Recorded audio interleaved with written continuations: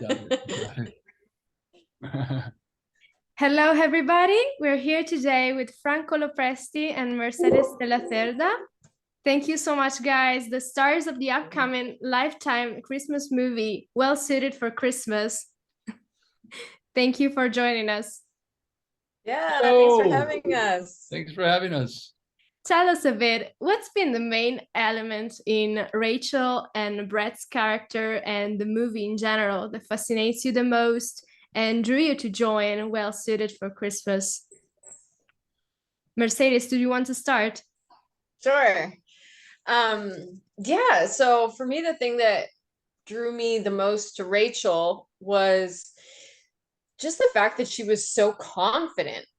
You know, she's a business owner and she just has developed herself in a way that she really knows who she is and what her style is. And that was probably the biggest thing that drew me to her, you know, even in her interactions with Brett, even though that's a very like can be a tense situation, he can be a very intimidating person. She always like shows up with a certain level of confidence, and you know, she knows what she wants and she just goes for it. Yes. What about you, Franco? Yeah, well, I mean, I don't know. I just feel like I don't know. I feel like the script came to me at a perfect time in my life because I had just spent some time with my mentor in California. And I was like, very contemplative. I just hadn't worked in a long time. And I was like, spending a lot of time with my mentor, and we were there in California, my girlfriend and I, and we were driving one day, and then I get this offer for this film, and I read the script and was super drawn to, I mean, Brett's story, because I mean he was placed in foster care, and had dealt with a lot of grief in his life and overcome a lot to establish himself as a successful businessman. And he was a big supporter and advocate of the foster care community through his charity. So that attracted me, and I was like compelled to like tell this story from Brett. And then spending time with my mentor, I was just drawn to his mentorship qualities, and along with the courage that it takes to really be seen instead of like hiding through pain. And yeah, this movie also really, there's a really big strong importance of family as a theme, and connecting with family is very important to me, and we definitely had a lot of fun with our family dynamic in this film. So yeah, these are little things that really drew me to playing Brett and being in this movie. Yeah, and it was also perfect to like honor my mentor as well at that time in my life. Yes. And as we know quite well so far, Lifetime movies and shows always feature some very well-shaped characters and relatable storylines for the audience. In your opinion, where are you and your characters most similar in real life, and where are you most different as human beings? I mean, Franco, do you want to start? I mean, yeah. I mean, first of all, I was really fortunate to play Brett. It was really a lot of fun. I had a lot of fun on this set. And like, yeah, like we shared a lot of similarities in terms of like, again, him being a mentor to Demario, his compassion for others, his positivity. I feel like the older I get, the more grounded I'm getting, and he was definitely a grounded individual. He really, kind of held a low profile and was discreet, which is actually quite admirable. And I am kind of like on that, path of my own, right? I think sometimes you need to, you know, as a person, as human beings, you need to break through these thresholds of comfort in our life in order to get uncomfortable and grow, right? And he does this in this film, and I relate to that on my own personal path of getting out of my own comfort zone and as well. So I related to him on that level. I also do wear a lot of black. I like the color black, and it's a big part of my wardrobe. And yeah, he was very bold and also sensitive, and I was drawn to these qualities of Brett. Great. What about you, Mercedes? I'd say the things that are most different with me and Rachel is probably the thing that drew me to her, was like just how much she really knows herself and how much she has like a very clear vision of what she wants for her career and her life and her company, and even down to like what she wants the tuxedo to look like. She just has a very clear vision. And I find sometimes like I'm just drawn to so many things and different paths that I'm just like, oh, that seems interesting, and so does that. And so I think that's one thing that I was always there, that drew me to her, because it's very different than who I am. And one of the things that we probably share is just like her ability to be quite resourceful and inventive. You know, whenever she sort of like comes up against you know, like a hurdle, she's able to sort of figure out like, okay, what else can we do here? How else can I connect with Brett? How else can I present my idea in a way that we can compromise, that we can, you know, find a solution? And like and then even to the point where she finds Demario and she's like, okay, actually, like that's it, that's the way to go. So yeah, that's something that I'd say like was easy to tap into for me, for sure. Great. And I guess what's different, I mean, this guy was a pretty serious businessman, and I don't think I have the mental capacity to pursue that. So that was a big difference for me. But hey, never say never, you know? Like yes. And many fans, as I am, are looking forward to watching Well Suited for Christmas. And so how would you describe the movie if you had just like 3 words? Who wants to start? Franco, do you have a good one for this? Yeah. I guess I'd say three words to describe the film. Yeah. I'd say courageous. No, there's a lot of courage in this film, which is really nice. It's loving and romantic, which, you know, these are feel-good movies. You get a lot of that. And it's suitable, pun intended. It's suitable, you know, it's a Christmas movie, so, you know, it's a great little Christmas story, and it's also, you know, fashionable, suitable, so, you know, it might, you know, inspire the audience for their Christmas parties and yes, Christmas great pick. What about you, Mercedes? Okay, let's see. I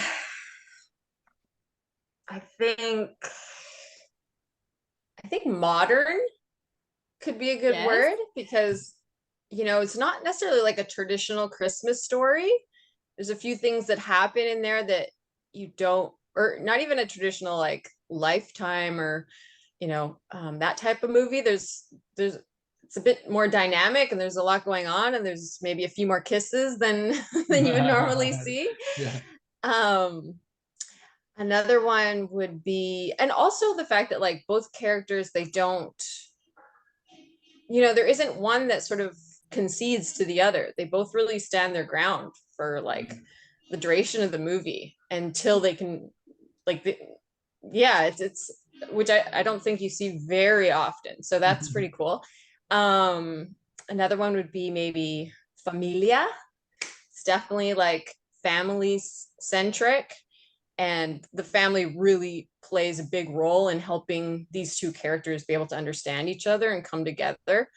So that'd be another one. And then tension. There's a lot of tension there, like between Brett and Rachel. It's just like they really go at it. So I like that. Yes. And in terms of acting, what's been for you the biggest challenge in portraying Brett and Rachel? In terms of, you know, we gotta be vessels of truth, right? Yeah. And I mean, so I'm telling Brett's story through me, Franco. So I mean, I think the biggest challenge for me in this film was the fact that Brett did not have any connection to his family, and that his upbringing and, you know, his sense of grief and loss and all the things he had gone in his life is completely opposite from my own life. So I did a lot of research, you know, on the foster care system in prepping for this film, because, you know, I needed to know about that. And it's incredibly difficult to go through that. So, you know, being able to be as truthful as I could be under those circumstances and to have all that underneath my skin through the film was a challenge. And you know, it's because like why is Brett the way he is, and what's going on in there, you know? So yeah, that was my duty to portray that, and I hope it's felt and resonates with the audience, and if people can feel from these films, then that's the goal, you know.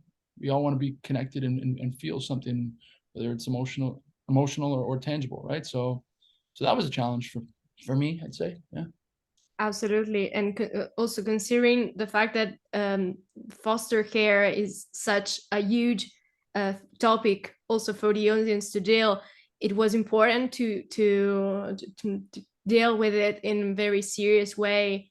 And you studying the topic and such, I think that was necessary to prepare yourself for portraying such a character. Yeah, it was definitely, you know, it was a challenge because we're telling a feel good story, a Christmas movie, but this is all underlying for Brett, you know, and that needs to be, you know, respected and come from a place of truth, right? What about you, Mercedes?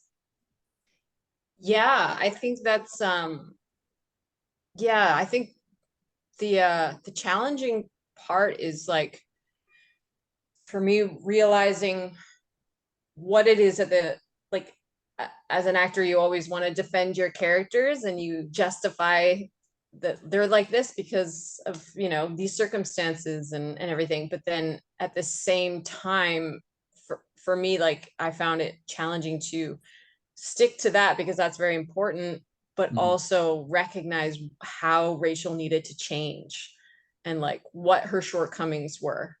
And, you know, she's portrayed as a very like confident character and, you know, and I feel like it's easy for the audience to see Brett and be like, oh, well, he's the problem because he's so hard and, you know, like he's mean, seems like he's mean or whatever. And like Rachel, like, you know, she's just trying to do her job. And so for me, I think the challenge was like, okay, but this character wouldn't be in this movie unless she had to transform in some way. And so I had to really try and figure out like, what is it that how does she need to grow, and how does that character affect her in a way that it brings her to like a place of even more growth and transformation. So yeah, that was really something I had to tease apart and try and understand more for sure. Yes, absolutely. And talking instead about the environment on set, you already teased something before, but how would you describe your experience filming Well Suited for Christmas? And do you have any fun anecdotes to share with us? Oh, it was honestly so much fun. Like it was one of the best experiences I've had on set. It was just like such a great balance of real professionalism, everybody like caring about what they were doing and taking their job seriously, but then at the same time not taking themselves seriously. So everybody just came with like such a light energy, light heart, really open. The woman who played my mom, Stephanie, she was just like such an open person, and she was just like so herself on set. And I think Franco said this on set, like, you know, seeing Stephanie being herself really allowed us to be ourselves, you know, like she was so goofy that it allowed us to be goofy, you know, totally it was just like so beautiful. And I think it really helped us like connect to each other and really feel like we had real relationships, so that could translate onto screen. So yeah. What about you, I mean, Franco? just to add to that, I mean, like, I mean, I mean, you literally took the words out of my mouth with everything you've just said about Stephanie and the rest of the cast. I mean, Javier Sotelo, who plays Rachel's father,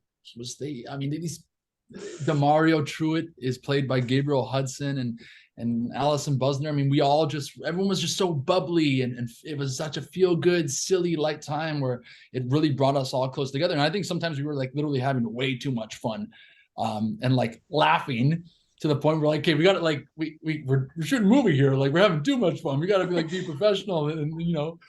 But we were just you know, so loose, and I think that experience that was lived was real and beautiful for all of us, because I mean, when we had our final day on set, it was emotional. It was and I've only had that experience a few times, and I mean, you don't expect it, but it was an emotional kind of goodbye to everybody, cast and crew, and we're Yeah. all just super passionate people. And I think, like you said, we were alive all the time, and we danced a lot of salsa, which kept us, you know, we had some fun dancing salsa, and you know, just playing jokes. I think there was like a really funny, like a little fun anecdote. Javi, who plays Tomas, was telling me like we were offset, and he's like, "Hey man," he's like, "You know, you remind me of my uncle from Philly, my uncle," and he always used to say to me like let me tell you something. Hey, let me tell you something. I'm like, I'm gonna do it in the scene, and he's like, no, you can't do it in the scene. I'm like, I'm gonna throw it in there. I don't like we're connecting. I'm just gonna do it, and so we're shooting the scene, and I just like I go to him for this one part, and I go, "Hey, let me tell you something," and just trying to like hold it down, and also just you know say the lines was so much fun, because it was just a laugh. It was a laugh, and also just uh real, because he brought his personal own story to me, and I just threw it in, you know, in the character. So I think it's in the movie, because I did an ADR session, and I Oh, saw you it. did? Yeah, and I laughed. I'm like, wait, play this whole scene. And they played it, and I was like, oh yes, it's in the movie. Amazing. So we'll see. we'll give We'll you a see. feedback about that when we see the movie. That's really beautiful to hear those stories, considering how many hours you spend on a set. It's really beautiful to have someone, co-stars and crew, to have fun with, and that you can really talk to as family. Mhm. Yeah, makes a huge difference for sure. Mhm. Absolutely. Now, two fun questions that we always ask to the people we're interviewing, and considering we're talking about well suited for Christmas, it's on the well suited for Christmas universe. If you could choose one character among all the characters on the movie, apart from Rachel and Brett, that you would have loved to play if you could, which one would it be and why? Hmm. So I can't choose Brett. You can No, choose whatever you want. apart from Brett Okay, and Rachel. Hmm. Hmm. Probably the dad, probably Javier. Yeah, I just think he had such a sweet character, and he connected in a way with Rachel and with Brett that was like really significant. Mhm. And yeah, I feel like the mom and dad are just really like the heart of the movie. And yeah, so maybe I would choose the dad's character. He's so funny, and he has these moments where he messes up, and he has these like slips of thought and of the tongue, and he ends up being the chauffeur, and he's just like he has his own like really cute journey. So yeah, Totally. maybe I'd choose him. Totally, Great. totally. I'd have to say the same. Like that's what I'm feeling. I'm thinking Tomas, because again, like yeah, he just has such a really tender soul, and I feel connected with that. You know, he reminds me of my father and my Mm. mentor. And also I just think he's the epitome of like a faithful, kind, loving man, and that's what I aspire to be every day. So yeah, Great. Tomas. Thomas will be the key of the whole movie in the end. Yeah. And now another little fun question. Did you take anything from set, any prop or any piece of costume to remember this experience? Yeah. Yeah, we did. Yeah, they gifted me like a number of really nice wardrobe pieces, like the wardrobe in the film, I was just like, every single piece they showed me, I liked better than the last kind of thing. And then I asked them, I was like, can I purchase some of these? Because oftentimes at the end of a movie, you can, buy the wardrobe at a discount. Yeah. But they were generous enough and they were like, just pick what you want and we'll see what we can do. And then they ended up giving me like a bunch of stuff. So I have some of like Rachel's full on outfits. Yeah, like especially like the fun blazers and everything. Yeah. Yeah, I was gifted. I was really blessed to be gifted with actually the final look I'm in the film. It's this really beautiful black velvet blazer.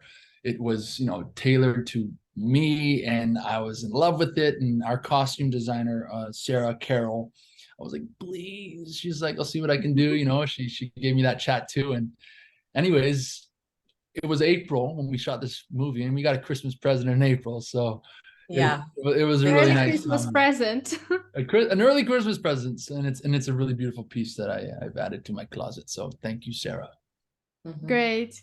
And now throwing back instead to the origins of your career as actors, how did the passion for acting come about in your life? Mine started when I was pretty young. I was 16 or no, 14. I did a school play, and it was really just one of those things where it just lit me up. And I don't think I really understood what was happening, but looking back, I can say it was just like, some kids just start drawing and they like, you see their work and you go, oh, okay, that's just like something that naturally comes out in them, or they do math and everything just makes sense. And Yeah. for me, when I did a play, it was just like everything just kind of made sense. And I felt like, oh, this is something I can do. And I've never really had this feeling before. So my mom nurtured that and recognized it and asked if I wanted to get in some acting classes. And I had a job at the time. And so she was very, she was very stern about me paying for those acting classes to really add value to that. And so, yeah, it just really took off from there. And then I eventually got my agent, and it's only, the joy for it has really only increased. What about you, Franco? Yeah, so for me, I mean, my path started out, my dream was to pursue professional soccer, and I pursued that. But growing up, my mother was my biggest inspiration for acting. She was always, playing the voices and the characters with me and my sister, and it inspired me to kind of, imitate my mom and be the class clown, and always kind of like performing and playing music. And so I had this, I was very drawn to performance, but I could never really commit to it because I was very, focused on my soccer. And I pursued that. And then when I was 26, it came to an end. And so my mother, was like, Franco, why don't you, try? Because you never did. And I always, thought you could, do it. So I got into an acting class and really got out of my comfort zone, because I was kind of like rebelling, wanting to do it because I was angry about soccer. And I said, no, this is, I got to try this. And that's when I really found, I found purpose in it. And I felt like I was playing soccer again. And it became, my newfound dream, on. It's also too, I mean, my grandmother, she's a writer and a poet, and I just feel like she was always, telling us, reading poetry as a kid, and I was so fascinated, and telling me about her stories, and just having that influence from my mother and my grandmother probably seeped in a seed in there, of wanting to perform, and now I'm blessed to do it. That's really beautiful. And if you had to give some advice to young people or people in general that are trying to pursue an acting career or a career in entertainment in general, what kind of advice would you give them? I would say just like try and live as full a life as you can. So it's very easy, especially just because like that's kind of how it works in other careers, is to become hyper focused on what it is you want to do. So you want to become a doctor, it's like, okay, you've got to get your volunteer hours in, you got to get your pre-med, you got to, you're focused in your school, and then you're focused in your practicum, or I'm not sure what it's called, but yeah, it's like it's a hyper focused track. And I feel like oftentimes people will apply that to the arts as well, but the arts is a very, you're really studying humanity. And so it's not like a textbook where you can just learn everything and memorize it and then put it into practice. It's like the way that you portray a human being is by studying human beings, and the way that you do that is by traveling and exposing yourself to people that you might not ever come in contact with, and having experiences so you know what it feels like to have your heart broken or whatever it is. Like, all those are only going to add to your toolbox of information for being an actor. And I know for myself, especially starting very young, I was very much like, oh, I can't go on this vacation, or I can't go on this trip because I might miss an audition, or I can't cut my hair and I can't dye it because then the casting directors might not cast me, and they might not accept that about me. And it wasn't until I got older that I realized, like, that is no way to live, and it's not making you a more interesting person by just staying in this box. And you're living your life for a what if, like, what if I get that job, what if I get that audition, instead of just living your life and then letting things happen. And I find that people in the industry, the decision makers, they are more attracted to people that have more to them than just, I'm an actor. It's like, that have gone and lived a life, and have this like wealth of experience to bring to every character. It just makes you a more interesting person, really. So I would say try and even just do something totally different, kind of just like what Frank was describing. Like, that whole experience of pursuing a soccer career is only informing him to be a better actor now. And that's yeah, that would be my advice anyway. Yeah, I mean, like literally to add to what you're saying about living full lives, we need to, because I mean, we're performing as vessels of truth, and we have to keep ourselves open and alive and present in our daily life, so that we can learn and grow and know ourselves better, so that we will have our work be better. I have to remind myself this all the time, but know your worth, know yourself, know that you are enough, and your authentic self is enough. Because as actors, I mean, we all want to be liked, but try to steer away from that, and just stick to the truth of telling stories. Because when we tell these stories and the truth of them, we're connecting with audiences, and we want them to connect with it. That's what the purpose is, to feel something. I have to remind myself of that a lot, of knowing who you are, know your worth, and that I am enough, because we all are. Try not to have an ego. Try to push that to the side as much as possible. You need to work immensely hard so that you're ready for when the opportunity presents itself. You have to work hard, and also be easy on yourself too. Don't be too hard on yourself, because that leads to self-sabotage and stress and anxiety. And as tough as people might say it is, and we experience it full on hand, it's not worth the torture. So be easy on yourself, because there's so many variables in the business that you can't control. So just be you and have fun and enjoy the experience of creating. The experiences are the things that we're going to remember, and when you enjoy that, you're in a flow state and you're open and you play. So that's what I'm going to say. Make sure to have fun. Thank you both for this beautiful insight look at and advices. I think that many of our readers will enjoy what you said and will be inspired by it. And that's all for us. Thank you so much, Franco and Mercedes, for your time. Yeah, thank you. I'm really happy to have been here and have talked with you. And let's remind people that Well Suited for Christmas airs this Sunday, November 6th on Lifetime. Mm-hmm. And thank you again. Watch the Bye. movie. Have fun. Bye, guys. Thank you so Bye. much. Ciao, ciao. Grazie Ciao. mille. Ciao.